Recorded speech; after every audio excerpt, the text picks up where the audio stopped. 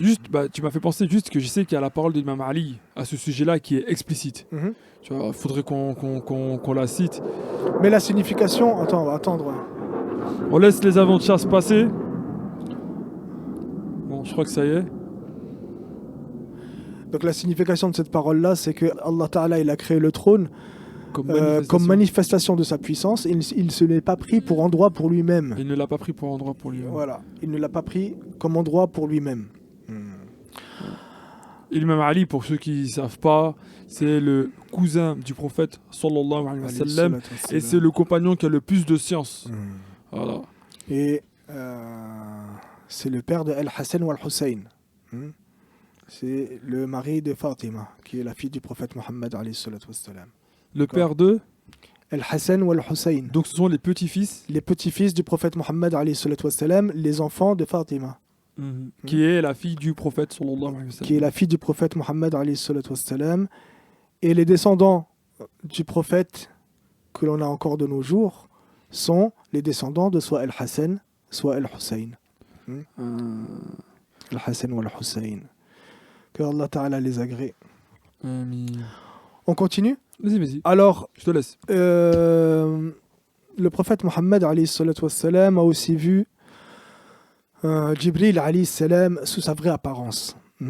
Donc, comme on l'a dit tout à l'heure, les anges, ils ont une apparence, mais il se peut qu'ils prennent l'apparence d'un homme sans l'appareil génital, mais ils ont une véritable apparence. Et là, le prophète Mohammed alayhi salatu wassalam, il a vu Jibril sous sa véritable apparence, et c'était la deuxième fois.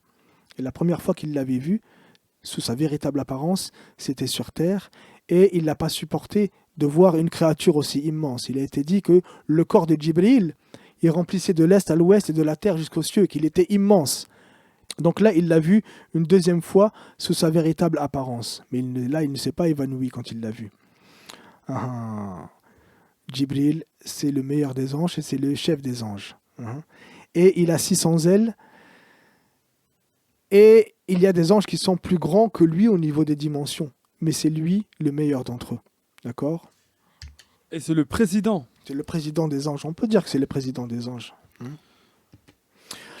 Ensuite, le prophète Mohammed alayhi salatu wassalam est arrivé à un endroit où il a entendu la parole de Allah Ta'ala. La parole de Allah Ta'ala, c'est un attribut qui n'a pas de début, qui n'a pas de fin, qui n'est pas un son, qui n'est pas une lettre, qui n'est pas une langue. C'est un attribut qui est de toute éternité. Et si Allah Ta'ala veut qu'une personne entende la parole de Allah, il l'entendra, il comprendra ce qu'il devrait y comprendre. Et là, le prophète Mohammed alayhi salatu wassalam, il a compris l'obligation pour sa communauté de 50 prières. Le prophète Mohammed alayhi salatu wassalam est redescendu au 6e ciel, là où il y avait Moussa. Et Moussa lui a demandé, qu'est-ce que Allah t'a révélé comme obligation pour ta communauté ? Le prophète Mohammed alayhi salatu wassalam, il a dit ce qui signifie 50 prières. Et là, le prophète Moussa alayhi salatu wassalam, il lui a dit, retourne à l'endroit de la révélation et demande une diminution, car j'ai expérimenté avec ma communauté et il se peut qu'ils n'appliquent pas. Et là, le prophète Mohammed alayhi salatu wassalam est remonté à l'endroit où il avait reçu la révélation.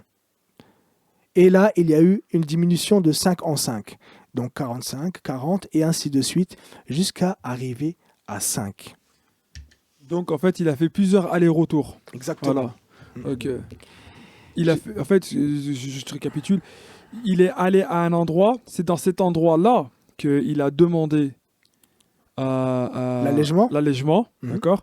Mais cet endroit-là où était le prophète, il n'y avait pas Dieu parce que Dieu, il existe sans endroit. Il existe sans endroit. C'est le lieu dans lequel le prophète sallallahu alayhi wa sallam a demandé l'allègement. Il a demandé l'allègement. Et là, c'est le lieu où il a entendu la parole de Allah, dont il a compris qu'il y avait l'obligation au départ de 50 prières. Et on récapitule que la parole de Allah, comme tu as dit, ce n'est pas un son, ce n'est pas une langue comme l'arabe, l'anglais, etc.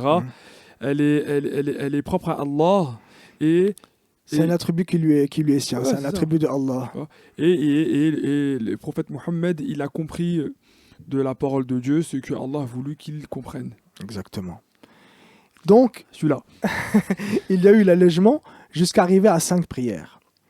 jusqu'à arriver à 5 prières. Et là, Moussa lui a encore demandé de retourner pour demander l'allègement.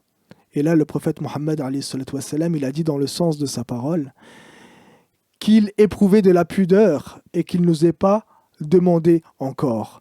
Donc, l'obligation, c'est cette nuit-là qu'il y a eu l'obligation des 5 prières que l'on connaît, le Subh, le Zuhr, l'Asr, le Maghrib ou l'Aïcha.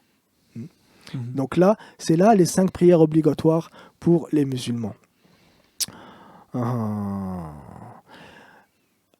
De retour sur terre et de retour à Mecca, le prophète Mohammed, le lendemain, il a raconté ce qui lui était arrivé. Juste, à moins que... je crois que tu n'as pas précisé que Allah il lui a accordé l'allègement de 50 prières la récompense, ouais. à 5 prières. Exact. Et que... je te laisse. Hein. Donc voilà, oui, donc c'est 5 prières avec la récompense de 50. Subhanallah. C'est 5 prières avec la récompense de 50. C'est comme si tu fais une prière, tu as la récompense de 10. Et comme on en a 5, ça fait 50.